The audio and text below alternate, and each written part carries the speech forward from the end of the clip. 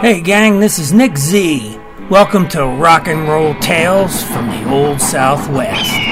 In the 1980s, while playing in Mary's Danish and the Leonards, I was fortunate to be part of the burgeoning alternative music scene in Los Angeles.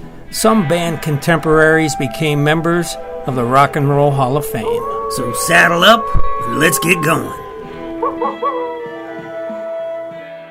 This week, my high school friend said that he and his family were going to see Primus in Pittsburgh.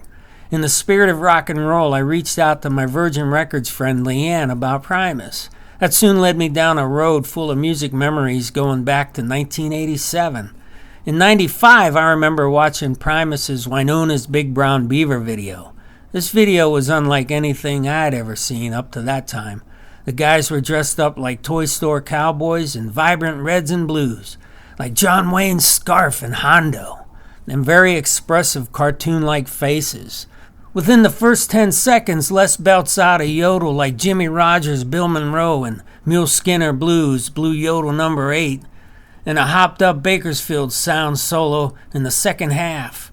Their drumhead was Buck Naked and the Bare Bottom Boys. One of my first gigs was opening for Buck at Raji's in '87. They were rockabilly, a.k.a. pornobilly, with a wild stage show. What I remember was their hootin', hollerin', reverb guitars, and most importantly, the rhythm. They were based out of the Bay Area, and Buck, a.k.a. Philip Burry, had roots in Omaha.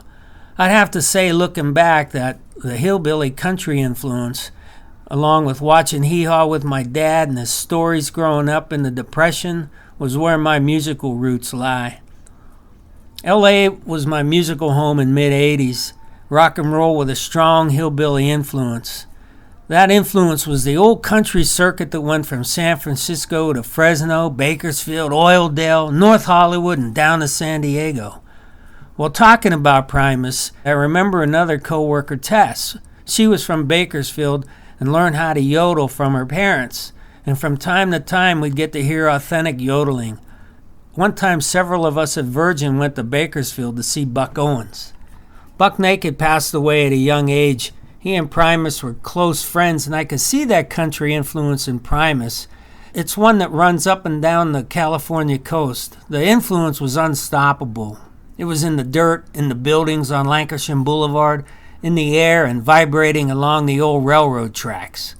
Regarding the Wynona video, I always thought it was cool of them to remember their buddies Buck Naked and the Bare Bottom Boys.